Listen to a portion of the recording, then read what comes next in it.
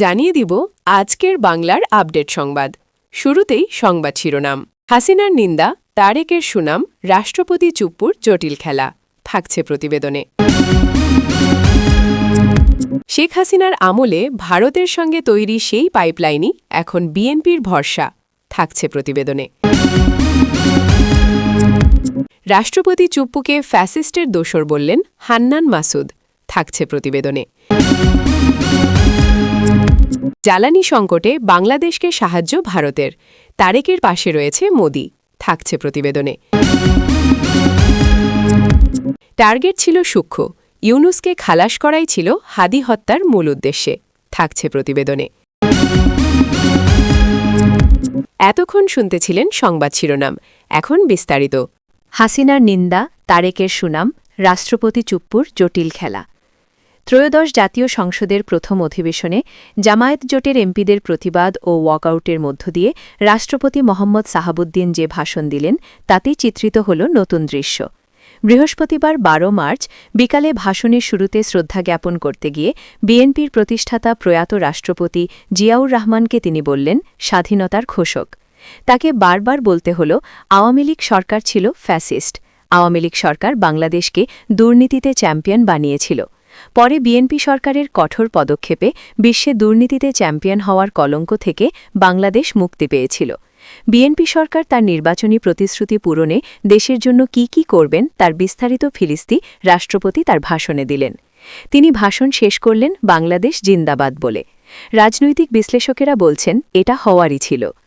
বাংলাদেশে নির্বাচনের ফল প্রকাশের পর প্রধানমন্ত্রী হিসেবে তারেকের শপথগ্রহণ অনুষ্ঠান ও পরে আরও দু-একটি অনুষ্ঠানে হাবুদ্দিন চুপ্পুকে একসঙ্গে বেশ খোশমেজাজে দেখে বাংলাদেশের নতুন রাজনৈতিক বাস্তবতায় রাষ্ট্রপতি সাহাবুদ্দিন চুপ্পুর সম্ভাব্য অবস্থান নিয়ে ইদানিং বহু মহলে বেশ আলোচনা সমালোচনা হতে দেখা যায়। ২০২৪ সালের ৫ অগাস্ট আওয়ামী লীগ সরকারের পতনের দিন জাতির উদ্দেশ্যে দেওয়া ভাষণ রাষ্ট্রপতি জয় বাংলা ছাড়াই শেষ করেন। এরপর অন্তর্বর্তী সরকারের ১৮ মাসের রাষ্ট্রপতির দায়িত্ব পালন করে গেলেও রাষ্ট্রীয় কোনো আয়োজনে তার বক্তব্য দিতে দেওয়ার সুযোগ হয়নি। নির্বাচনে জিতে বিএনপির নতুন সরকার শপথ নেওয়ার পর গত ৬ মার্চ প্রথম কোনো সরকারি অনুষ্ঠানে বক্তব্য দেন মোহাম্মদ সাহাবুদ্দিন। বাংলাদেশ শিল্পকলা একাডেমি চত্বরে জাতীয় পাঠ দিবসের ওই অনুষ্ঠানে রাষ্ট্রপতির বক্তব্য শেষ হয় বিএনপির বাংলাদেশ জিন্দাবাদ দিয়ে, যা নিয়ে সেদিনও আলোচনা হয়। আওয়ামী লীগ সরকারের সময় ২০২৩ সালের ২৪ এপ্রিল ৫ বছরের জন্য রাষ্ট্রপতির দায়িত্ব নিয়েছিলেন ৭৫ বছর বয়সী সাহাবুদ্দিন। একসময় তিনি ছিলেন দুর্নীতি দমন কমিশনের কমিশনার। তখন দেশের মানুষ তাকে সাহাবুদ্দিন চুপ্পু নামে চিনত। রাষ্ট্রপ্রধান হিসেবে মোহাম্মদ সাহাবুদ্দিন বাংলাদেশের সশস্ত্র বাহিনীর সর্বাধিনায়ক। এর বাইরে পদটি মূলত আনুষ্ঠানিক। দেশের কার্যনির্বাহী ক্ষমতা থাকে প্রধানমন্ত্রী ও মন্ত্রিসভার হাতে। বাংলাদেশের বর্তমান রাষ্ট্রপতি সাহাবুদ্দিন চুপ্পু একজন কট্টর বিএনপি বিরোধী ও জিয়া পরিবার বিরোধী ব্যক্তি হিসেবেই পরিচিত। অতীতে তিনি একাধিকবার দলটির উদ্দেশ্যে কুৎসা ও কুরুচিপূর্ণ বক্তব্য দেন। বক্তব্যে তিনি বিএনপি নেতাদের দুর্নীতিবাজ ও স্বাধীনতা বিরোধী শক্তির দোসর হিসেবে চিহ্নিত করেন। প্রধানমন্ত্রী তারেক রহমানের আন্তরিকতাপূর্ণ আচরণে তিনি মুগ্ধ বলতেও দ্বিধা করেননি। শেখ মুজিব, শেখ হাসিনা ও আওয়ামী লীগ অন্তঃপ্রাণ সাহাবুদ্দিন। সংসদে দাঁড়িয়ে আচমকা তার ভোল পাতলানো অনেকে যুগপৎ বিস্মিত। রাতারাতি তার ভোল পাল্টানো দেখে অনেকেই বলছেন ডাল মে কুচ কাড়া হ্যায়। রাষ্ট্রপতি হওয়ার আগে শেখ হাসিনাকে বঙ্গবন্ধু কন্যা, জননেত্রী, দেশরত্ন ইত্যাদি বিশেষণে বিশেষিত করেন। কার্যত মুখে ফেনা তুলে ফেলেছিলেন। শেখ হাসিনার পা ছুঁয়ে তাকে প্রণাম কর, তার চরণধুলি না নিতে পারায় তার আক্ষেপের অন্ত ছিল না। এমন একজন মোসাহেবের মুখে তারেক বন্দনা মনে করিয়ে দেয় ভূতের মুখে রামনাম প্রবাদ। তবে রাজনৈতিক বিশ্লেষকদের একাংশের মতে রাষ্ট্রপতি যে বিএনপির দিকে ঝুঁকবেন সেটা বোঝা গিয়েছিল গণমাধ্যমকে দেওয়া একটা সাক্ষাৎকার থেকে। সেই সাক্ষাৎকারে তাকে বলতে শোনা যায়, ওই কঠিন সময়েও বিএনপির শীর্ষ নেতৃত্ব আমার পাশে ছিল। তারা তখনও সংবিধানের ধারাবাহিকতা অক্ষুণ্ণ রাখার বিষয়টি আমার কাছে স্পষ্ট করেন। বিশেষ করে বিএনপির চেয়ারম্যান তারেক রহমানকে ঘিরে আমার মনের মধ্যে একটা কৌতূহল তৈরি হয়। কিন্তু আমি পর্যায়ক্রমে বুঝে পারি তিনি খুবই আন্তরিকতাপূর্ণ মানুষ। হি ওয়াজ সো কার্ডিয়াল। আমার দুঃসময়ে বিএনপির সহযোগিতা ছিল ১০০%। রাষ্ট্রপতি চুপ্পুকে ফ্যাসিস্টের দোসর বললেন হান্নান মাসুদ। সংসদ অধিবেশনে জাতীয় সঙ্গীত বাজানোর সময় বিরোধী দলীয় সংসদ সদস্যদের চেয়ারে বসে থাকা নিয়ে সাফাই দিয়েছেন সংসদ সদস্য আব্দুল হান্নান মাসুদ। শুক্রবার সকালে ফেসবুক পোস্টে তিনি লিখেছেন, আজকে মহান জাতীয় সংসদের প্রথম অধিবেশন চলাকালে যখন মাননীয় স্পিকার মহোদয় ফ্যাসিস্টের দোসর রাষ্ট্রপতি চুপ্পুর ভাষণ দেওয়ার ঘোষণা দেন, তখন বিরোধী দলীয় সকল সংসদ সদস্য দাঁড়িয়ে প্ল্যাকার্ড হাতে উচ্চ স্বরে স্লোগানে প্রতিবাদ জানান। রাষ্ট্রপতি চুপ্পু যখন সংসদে প্রবেশ করে তখন তাকে সম্মান প্রদর্শনের নিমিত্তে সরকারদলীয় সংসদ সদস্যরা দাঁড়িয়ে যান এবং বিরোধী দলের সদস্যরা বসে যান। পাশাপাশি বিরোধী দলের নেতৃবৃন্দ উচ্চ আওয়াজে প্রতিবাদ জানাতে থাকে। একই সঙ্গে রাষ্ট্রপতি মহান সংসদে প্রবেশ করার সঙ্গে সঙ্গে জাতীয় সঙ্গীত বাজানো শুরু হয়ে যায়, কিন্তু বিরোধী দলীয় সংসদ সদস্যরা প্রতিবাদে ব্যস্ত থাকায় এবং স্পিকারের সাউন্ড সমস্যা থাকায় জাতীয় সঙ্গীত বাজানোর বিষয়টা প্রতিবাদরত বিরোধী দলীয় সংসদ সদস্যরা বুঝতে পারেননি। এনসিপির জ্যেষ্ঠ যুগ্ম মুখ্য সমন্বয়ক হান্নান মাসুদ লিখেছেন, হাসনাত আবদুল্লাহ জাতীয় সঙ্গীত চলার বিষয়টা টের পেলে তিনি বিষয়টা বাকি সংসদ সদস্যদের জানান। জানা মাত্রই বিরোধী দলীয় সংসদ সদস্যরা তৎক্ষণাৎ দাঁড়িয়ে জাতীয় সঙ্গীতের প্রতি শ্রদ্ধা জানান এবং জাতীয় সঙ্গীত শেষ হওয়া পর্যন্ত দাঁড়িয়ে থাকেন। রীতি মেনে ত্রয়োদশ সংসদ অধিবেশনের প্রথম দিন জাতীয় সংসদে রাষ্ট্রপতি মোহাম্মদ সাহাবুদ্দিনের ভাষণের সূচি প্রকাশ করা হয়, তবে তাকে ফ্যাসিস্টের দোসর আখ্যা দিয়ে তখন থেকেই তার বক্তব্যের বিরোধিতা করে আসছিল জামায়াত জোট। বৃহস্পতিবার বিকালে সংসদ কক্ষে রাষ্ট্রপতি মোহাম্মদ সাহাবুদ্দিন প্রবেশ করলে প্রচলিত রীতিতে সংসদ নেতা এবং সরকারি দলের সদস্যরা দাঁড়িয়ে তাকে অভিবাদন জানান, তবে বিরোধী দলের সদস্যদের একটি অংশ প্রতিবাদের অংশ হিসেবে নিজেদের আসনে বসে থাকেন। এ সময় বিউগালে জাতীয় সঙ্গীত বাজতে শুরু করলে স্থানীয় সরকারমন্ত্রী মির্জা ফখরুল ইসলাম আলমগীর সহ সংসদের কর্মকর্তারা জাতীয় সঙ্গীতের প্রতি সম্মান জানিয়ে সদস্যদের দাঁড়ানোর অনুরোধ করেন। তখন কেউ কেউ দাঁড়ালেও কয়েকজন সদস্য বসেছিলেন, তবে একে একে সবাই একসময় দাঁড়িয়ে যান। এ সময় জামায়াত জোটের সদস্যদের প্রতিবাদ বন্ধ রেখে নীরবে থাকতে দেখা যায়। এর মধ্যে রাষ্ট্রপতি সংসদে তার ভাষণ শুরু করলে বিরোধী দলের সদস্যরা উচ্চ স্বরে প্রতিবাদ জানাতে থাকেন। এক পর্যায়ে তারা স্লোগান দিতে দিতে অধিবেশন কক্ষ ত্যাগ করেন। এনসিপির সাংসদ হান্নান মাসুদ তার পোস্টে বলেছেন, ভুল বোঝাবুঝির অবসান হোক, সঠিক ইনফরমেশন ঐক্যবদ্ধ বাংলাদেশ বিনির্মাণে সহায়ক হোক। টার্গেট ছিল সূক্ষ্ম। ইউনুসকে খালাস করাই ছিল হাদি হত্যার মূল উদ্দেশ্যে।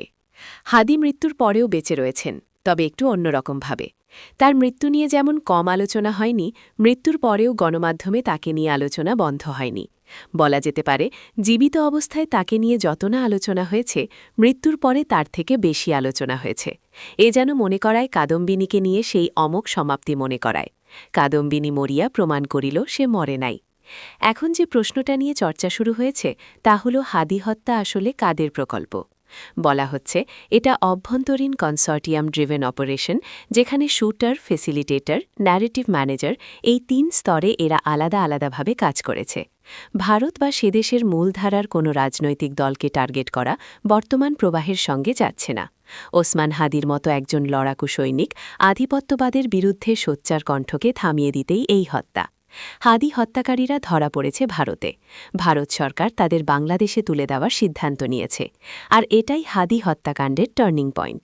পর্দার আড়ালে থাকা স্থপতিদের মুখোশ এবার খুলে পড়তে চলেছে বলে মনে করছে রাজনৈতিক বিশ্লেষকেরা। সেটাই হবে এই হত্যাকাণ্ডের বড় রাজনৈতিক এন্ডগেম। হাদিকে যে পরিকল্পিতভাবে হত্যা করা হয়েছে তা নিয়ে কোনো সন্দেহ নেই। এই আক্রমণ ছিল সিম্বলিক বা প্রতীকী। নির্বাচনের আগে বাংলাদেশে অস্থিরতা তৈরি করার চেয়ে কার্যকর অস্ত্র খুব কম আছে। হাদিকে টার্গেট করার যুক্তি এখানেই। ইনকিলাব মঞ্চ নিজেকে আলাদা প্ল্যাটফর্ম হিসাবে তুলে ধরেছেন। হাদি নিজেও সেই পরিচয় সামনে রাখেন। ফলে তাকে আঘাত করলে কোনো দলীয় আক্রমণ বলে সঙ্গে সঙ্গে গোটা রাষ্ট্রযন্ত্র নামবে না। কারণ হাদি ১ বছরের বেশি সময় ধরে জনপরিসরে দৃশ্যমান ছিলেন। কথা বলতেন খুব কঠিন ভাষায়, যার অনেক কথা নানা সমালোচনার জন্ম দেয়। সেই কথার সঙ্গে কিছু মানুষ যেমন একমত হয়েছেন, কিছু মানুষ বিরোধিতা করেছেন। এই শোনা ও এই দৃশ্যমানতা, এই আবেগ তাকে হাই ভ্যালু টার্গেট করে তোলে। একটা বিষয় লক্ষ্য করলে দেখা যাবে যে হাদি হত্যার পর যারা এই ইস্যু নিয়ে সরব হয়েছিল, মূল অপরাধীরা ধরা পড়ার পর তারা একেবারে নিশ্চুপ হয়ে গিয়েছে। তারা সামাজিক যোগাযোগ মাধ্যম থেকেও বিদায় নিয়েছেন। হাদিকে নিয়ে তাদের আর কোনো পোস্ট চোখে পড়ছে না। সবার আগে ইউনুসের কথা বলতে হয়।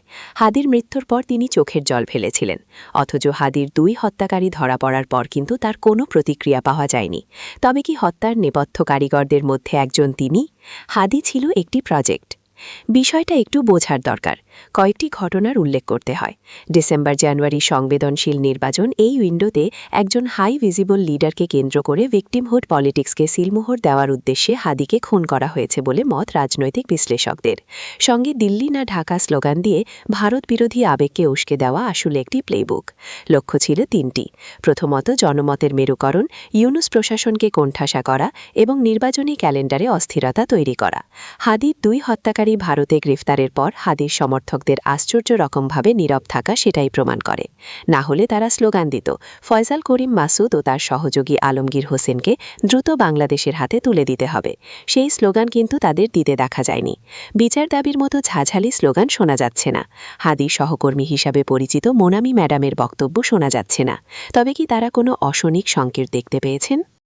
জ্বালানি সংকটে বাংলাদেশের সাহায্য ভারতের, তারিকের পাশে রয়েছে মোদি। মধ্যপ্রাচ্যে যুদ্ধের প্রভাব এসে পড়েছে ভারত, বাংলাদেশের মতো দেশগুলির ওপর। ইতিমধ্যেই জ্বালানি সংকটে বাংলাদেশের পাশে দাঁড়িয়েছে ভারত। 5,000 টন ডিজেল সরবরাহ করেছে ভারত। আগামী 4 মাসে আরও 50,000 টন ডিজেল বাংলাদেশকে সরবরাহ করার কথা, যা নিয়ে 2 দেশের মধ্যে আলোচনা চলছে। অর্থাৎ দীর্ঘ 18 মাস ধরে ভারত বিরোধিতা থেকে সরে এসে তারেক রহমান সরকার একটি ভালো সম্পর্ক স্থাপন করতে চাইছে ভারতের সঙ্গে, যেটা হচ্ছে ভারত-বাংলাদেশ মৈত্রী পাইপলাইনের মাধ্যমে। কি এই মৈত্রী পাইপলাইন, সেটা নিয়ে যেমন আমরা আলোচনা করব, পাশাপাশি আমরা আলোচনা করব তারেক রহমান প্রতিবেশী দেশের সঙ্গে সম্পর্ক রাখতে একটি ব্যালেন্স করার চেষ্টা করছে, যেটার বিষয় একেবারেই ভুল সিদ্ধান্ত নিয়েছিল অন্তর্বর্তীকালীন সরকার, যা মূলে ছিলেন নোবেলজয়ী মোহাম্মদ ইউনুস। কিন্তু সেই পথে হাঁটেননি বিএনপি চেয়ারম্যান তথা প্রধানমন্ত্রী তারেক রহমান। প্রথমে দেখা যাক ভারত বাংলাদেশের মৈত্রী পাইপলাইনের দিকে, যার শিলান্যাস হয়েছিল 2018 সালে, যেটা কার্যকর হয়েছে 2023 সালে। ভারতের প্রধানমন্ত্রী নরেন্দ্র মোদী এবং বাংলাদেশের তৎকালীন প্রধানমন্ত্রী শেখ হাসিনার সময় এটি তারা হয়। আসামের নিউ মুলিগড় থেকে বাংলাদেশে এই ডিজেল সরবরাহ করা হয়। প্রথমে শিলিগুড়িতে আসে, তারপর বাংলাদেশের দিনাজপুরে এই ডিজেল সরবরাহ করা হয়। 2 দেশের মধ্যে এই প্রকল্পের জেরে বহু মানুষ, বড় বড় ব্যবসায়ীর উপকার হয়েছে। এই জন্যে প্রায় 150 কোটি টাকা খরচ হয়, যার 75% ভারত সরকার বহন করে। যখন এই পাইপলাইন করা হয় তখন এটা নিয়ে নানা সমালোচনা তৈরি হয়, কিন্তু এখন বোঝা যাচ্ছে কতটা কার্যকর এই পাইপলাইন। অনেকে বলছেন সাময়িকভাবে ভারতের সাহায্যে বাংলাদেশের সমস্যা মিটলেও ভারতের সমস্যা রয়েছে, কারণ ভারতের বেশিরভাগ জ্বালানি ইরান থেকে আসে, কিন্তু তারপরও বাংলাদেশের পাশে রয়েছে ভারত। 2026 সালের ডিসেম্বর পর্যন্ত এই মৈত্রী পাইপলাইন দিয়ে ভারত থেকে বাংলাদেশে 1,10,000 মেট্রিক টন ডিজেল সরবরাহ করার কথা ছিল। কিন্তু 18 মাস ধরে যেভাবে অন্তর্বর্তীকালীন সরকার ভারতের সঙ্গে বিরোধিতা করেছে, তাতে তারা এই পাইপলাইন দিয়ে ডিজেল সরবরাহ করতে অনাগ্রহ ছিল। অথচ এই পাইপলাইনে ভারত সরকার বিপুল পরিমাণে খরচ করেছে বাংলাদেশও। কিন্তু কূটনীতিক এবং রাজনৈতিক কারণে এই পাইপলাইনের কার্যকারিতা বন্ধ করা হয়েছিল। সেটা অবশ্যই বাংলাদেশের অন্তর্বর্তীকালীন সরকারের সিদ্ধান্তে। কিন্তু এর প্রভাব কিছুদিন হলেও নির্বাচিত সরকারকে খেসারত দিতে হয়েছে। এমনকি ইউনুসের আমলেও এই পাইপলাইন নিয়ে নানা রকম আলোচনা তৈরি হয়। শেখ হাসিনা ভারতের আধিপত্যবাদকে সবসময় প্রাধান্য দিয়ে এসেছে, এমন আলোচনাও চলেছে। কিন্তু শেষমেশ জ্বালানি পরিস্থিতি সংকট হলে কার্যত দেখা গেল ভারতই তাদের পাশে রয়েছে। এমনকি এই পাইপলাইন এখন যথেষ্ট গুরুত্বপূর্ণ ভূমিকা পালন করছে। এক্ষেত্রে একটি পরিসংখ্যান তুলে ধরা যেতে পারে। যেমন 2016 সালের হিসেব দেখলে বোঝা যায় বাংলাদেশের মোট জ্বালানি যে খরচ হয় সব মিলিয়ে 63% ডিজেল। সেই সময় মাত্র 1% ভারত থেকে বাংলাদেশ আমদানি করত, কিন্তু সেই পরিমাণটা আজ 15 থেকে 16% গিয়ে ঠেকেছে। এবং বাংলাদেশ এই মুহূর্তে যে দেশগুলি থেকে ডিজেল আমদানি করে, ভারত 3য় স্থানে রয়েছে। এই আলোচনা চলছে কারণ তারেক রহমান যখন ভারতের সঙ্গে সম্পর্ক স্থাপন করার চেষ্টা করছে, তখন আওয়ামী লীগের মতো তাকে ট্যাগ দেওয়া হচ্ছে। বিএনপি ভারতের আধিপত্যবাদকে আমল দিচ্ছে। কিন্তু বাস্তব কথা বলছে অন্য। প্রতিবেশী দেশের সঙ্গে শত্রুতা রেখে কোনো দেশ এগোতে পারেনি, যেটা বারবার এই 18 মাসে প্রমাণ পেয়েছে বাংলাদেশ। তাই ডিজিটালি বিরোধিতা করলেও বাস্তবতা যে অন্য, সেটা বুঝতে দেরি করছে পদ্মাপাড়ের উর্থী নেতারা। শেখ হাসিনার আমলে ভারতের সঙ্গে তৈরি সেই পাইপলাইনই এখন বিএনপির ভরসা। রাজনীতিতে শেষ কথা বলে কিছু নেই, এই প্রবাদটি যেন আরও একবার সত্য হল ভারত বাংলাদেশ মৈত্রী পাইপলাইনের ক্ষেত্রে। শেখ হাসিনা সরকারের আমলে যে পাইপলাইনকে দেশের স্বার্থ বিকিয়ে দেওয়ার প্রকল্প হিসেবে কঠোর সমালোচনা করেছিল তৎকালীন বিরোধী দলগুলো, আজ সেই একই পাইপলাইন ব্যবহার করে জ্বালানি সংকট মোকাবিলার পথে হাঁটছে বর্তমান প্রশাসন। ২০২৩ সালে যখন সেমনি থেকে পার্বতীপুর পর্যন্ত এই ১৩১.৫ কিলোমিটার দীর্ঘ ডিজেল পাইপলাইনটি উদ্বোধন করা হয়, তখন বিএনপি ও সমমনা দলগুলোর পক্ষ থেকে একে একতরফা স্বার্থ রক্ষার চুক্তি হিসেবে বর্ণনা করা হয়েছিল। এমনকি রাজপথে সভা সমাবেশে একে ভারতের ওপর বাংলাদেশের জ্বালানি সার্বভৌমত্ব সঁপে দেওয়ার শামিল বলে আক্রমণ করা হয়েছিল। তবে ২০২৪-এর রাজনৈতিক পটপরিবর্তনের পর চিত্রটি বদলে গেছে। বিএনপি নেতৃত্বাধীন বর্তমান সরকার এখন বাস্তবমুখী নীতির কথা বলছেন। বিশ্ববাজারে তেলের উচ্চ মূল্য এবং মধ্যপ্রাচ্যের অস্থিরতা, যেমন বর্তমান ইরান যুদ্ধ পরিস্থিতি, কারণে ভারত থেকে পাইপলাইনে দ্রুত ও সস্তায় তেল আনাকেই এখন সবচেয়ে নিরাপদ বিকল্প হিসেবে দেখা হচ্ছে। রাজনৈতিক বিশ্লেষকরা এর পেছনে ৩টি প্রধান কারণ দেখছেন। সাশ্রয়ী পরিবহন, ট্রেনে বা জাহাজে করে তেল আমদানির চেয়ে পাইপলাইনে প্রতি ব্যারেলে প্রায় $৬ থেকে $৭ সাশ্রয় হয়। বর্তমান ভঙ্গুর অর্থনীতির জন্য এই সাশ্রয় অপরিহার্য। উত্তরবঙ্গের সেচ সংকট, সামনে বোরো মৌসুম। উত্তরবঙ্গের ১৬ জেলায় নিরবিচ্ছিন্ন ডিজেল সরবরাহ না থাকলে কৃষি উৎপাদন মারাত্মক ব্যাহত হতে পারে। পাইপলাইন ছাড়া এত দ্রুত বিপুল পরিমাণ তেল সরবরাহ করা প্রায় অসম্ভব। বাস্তব রাজনীতি, বিরোধী দলে থাকাকালীন ভারত বিরোধিতা একটি শক্তিশালী রাজনৈতিক কার্ড হলেও ক্ষমতায় বা নীতি নির্ধারণী পর্যায়ে এসে জাতীয় নিরাপত্তার স্বার্থে ভূ-রাজনৈতিক বাস্তবতা মেনে নিতে হচ্ছে। সম্প্রতি বিএনপি ঘরানার অর্থনীতিবিদ এবং দলটির প্রভাবশালী নেতারা ভারতের সাথে থাকা এই জ্বালানি চুক্তির উপযোগিতা স্বীকার করছেন। যদিও তারা বলছেন চুক্তিটি স্বচ্ছ হওয়া উচিত ছিল, তবুও তারা পাইপলাইনটি বন্ধ করার পরিবর্তে একে ব্যবহারের মাধ্যমে জ্বালানি সরবরাহ সচল রাখতে আগ্রহী। এমনকি পাইপলাইনের মাধ্যমে আরও অতিরিক্ত তেল আমদানির প্রস্তাবও বর্তমান সরকারের পক্ষ থেকে বিবেচনা করা হচ্ছে। একসময় শেখ হাসিনাকে এই প্রকল্পের জন্য ভারতের দালাল আখ্যা দেওয়া হয়েছিল, কিন্তু আজ যখন বিএনপি সরকার ক্ষমতায়, তখন সেই একই পাইপলাইন তাদের ভরসা হয়ে দাঁড়িয়েছে।